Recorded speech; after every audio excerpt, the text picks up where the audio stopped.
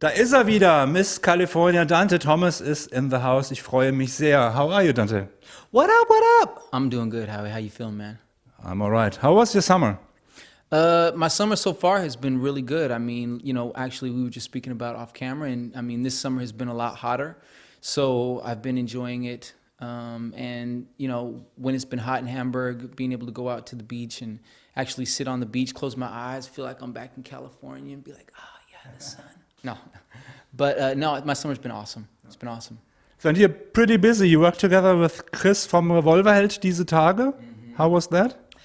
Well, that's been a really great experience. Chris is a great guy, and Diese Tage ended up having a lot of success. It's almost gold. Cross the fingers, it goes gold, so I can put another gold record on my wall. Something besides Miss California, and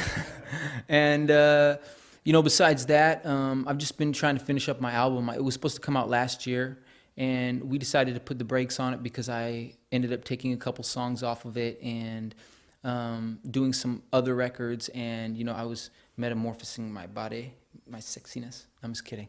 No, but no, I just had to tighten some things up with my image and with my album, and make sure that when it comes out, that it's one of the best pop albums of the year, and it will be.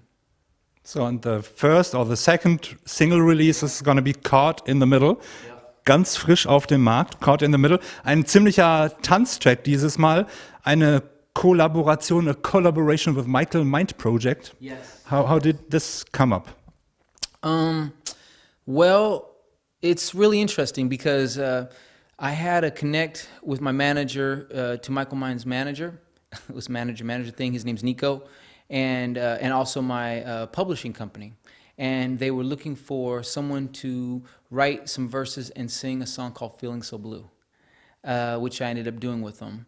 And they didn't tell me later until after they accepted what I'd written and stuff. They said, you're like the 11th person we've had sing this, and you have the job. Bang. And I was like, cool.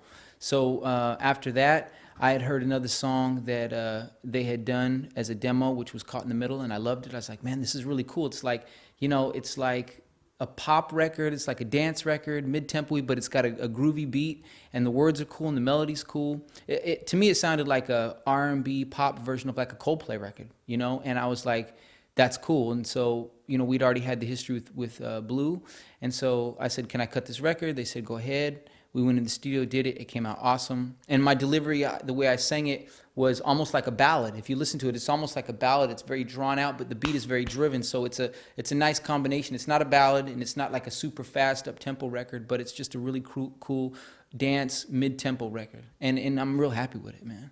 So you already talked about the album. Will the sound be like the same like Caught in the Middle, or is it more variety on it?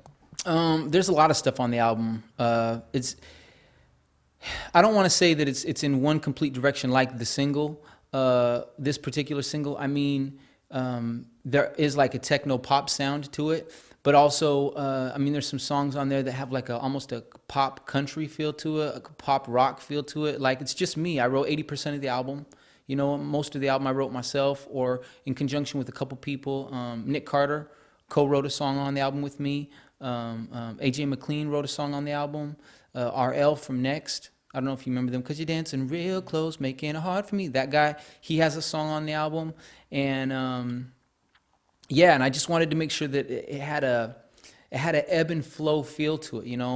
The Barbersberg Orchestra played strings and stuff throughout the album on it, and I thought that was really cool. I just wanted to have something that was amazing, that like people, when they hear it, they'll be like, man, this is an amazing album, like something they have to have. And also something that singers and producers 10 years from now can be like, that album inspired me. Like this album for me is really my legacy album.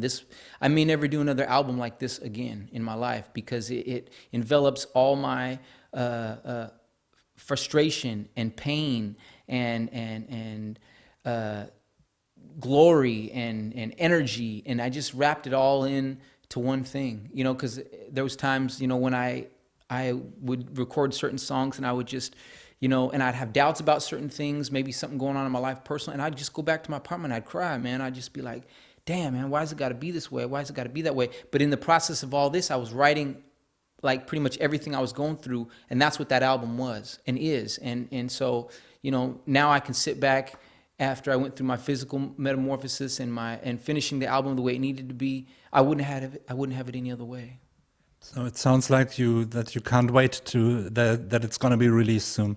Yeah, I can't wait. I'm really excited. I mean, I'm more excited about this than anything because the purity of this is something that the consumer, like people that love music, haven't had for a long time. You know, a lot of times, like, because on the album there's 3 interludes and 18 songs. So, you know, it's like 106, it's like an hour and 6 minutes worth of music. And I don't expect anybody to like listen to it all the way through, but it's the kind of thing that you can, 3 or 4 songs, 5 songs you listen to, and then you take it out of your CD player or, you know, switch another album or you go to work or go to work out and then you come back and every time you listen to it, it's like a book. You're going to get something different out of it every time and it's going to inspire people big time. So what kind of frustrations were you going through? What was the difference in the last months, years? Well, one of the big things was my weight. You know what I'm saying? Because I don't know where I was at weight-wise when I came and saw you. I was like 91 or You were not a fat guy. no, I wasn't, but I was like 90 kilos, 91 kilos. Now I'm 72.1. That's like 40 pounds, you know what I'm saying? So, I'm not fat at all. Like I got my 4-pack and my body and like, there was times when I was like, you know, you get to be 33, man, and you know 34, and you get to that place where you start to feel that some days. You wake up some days and you're like, okay, I don't feel old.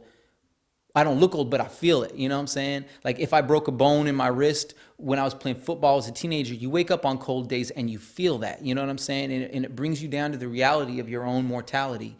And also it makes me feel like when I was doing this album, and I have not been back to America since I saw you. I've been here the whole time. You know, because I really needed to just go through this and be out here. And I spent my whole life in America. And I just felt like in order to really understand where I was at, to be in Germany, to embrace the culture, even if I don't speak the language the way I want to or the way some people would want me to, you know, like to just feel it for what it was. And like I said, there was some days when I really felt like, can I do this? And I was in the process of it. And I'm like, I can't give up now. There was times when I wanted to give up. There was times when I called my manager and I said, man, you know, I don't want to curse on your show, but like, F this, man. I'm going back to America. F the album. I don't care if it doesn't come out. Like frustration, you know, like a real person. Like, you know, and then there was days, and then the next day I'd wake up and of course I'm not going to leave. I was frustrated because this or this was happening or whatever the case may be. And, you know, and then you get calls from like my mom got sick and I wasn't able to be there for her while she was sick. And I had a problem with my passport, you know. A lot of people don't know this. This is the first time I'm actually going to say this like live, but my identity got stolen.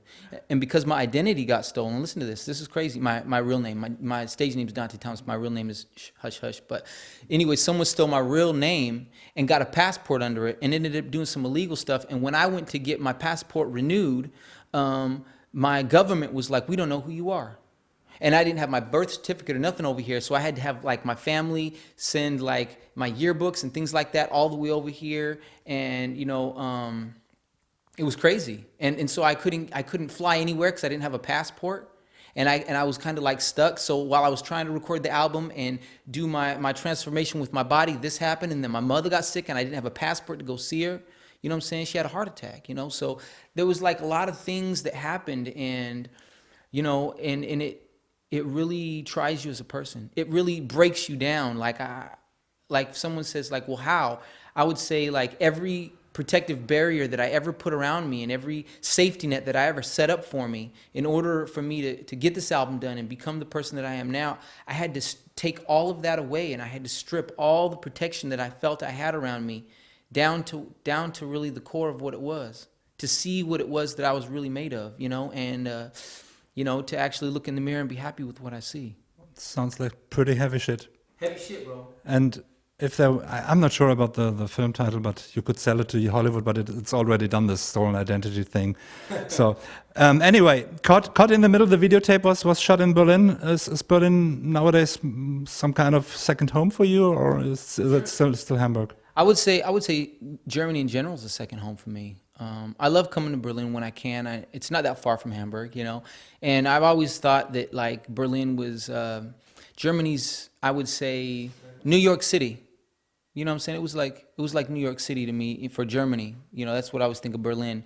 But Hamburg's still the place where I reside. You know, as far as like living permanently. I mean, I love Hamburg just because of the boats and the water. It makes me feel a little bit like I'm back home sometimes in Cali. And you know, the Raper Barn. I know it's a little bit of a touristy thing nowadays compared to 10 years ago, but it's still a lot of fun to go out there and see people go crazy on the weekends and go dance and step into some little bar pub, you know, a little hole in the wall, and you know it's so busy that no one knows who you are, and you can go in there and you have a drink and you dance crazy and have fun, and then they have great restaurants there and great shopping centers there. I love waking up in the morning and running through that city. You know, the cobblestone streets under my feet, or the boardwalks down at the docks, and just, you know, wake up and the city is sleeping, to feel like, you know, it's almost like, honestly, it feels like, you know, running through history, kind of, you know what I'm saying? Because the roads have been around for so long. This country's been around longer than America, and you know, people sometimes are like, why go to Germany? I'm like, why not? You know, there's a lot to do here, you know, and there's a lot you can experience here, but you have to understand it, you know. I'm lucky, I guess. So, I would say thank you for coming over again. Thank you, Howie. Und ihr da draußen hört rein, Caught in the Middle, auch sehr schön zum Tanzen für in den Clubs und so, und das Album kommt auch. Hört sich jedenfalls spannend an, seid neugierig, und das Video gibt es natürlich auch bei uns auf der Homepage unter music.yagaloo.com. Und Dante macht mir gleich noch ein A bis Z, das gibt's auch wie immer online auf unserer Homepage.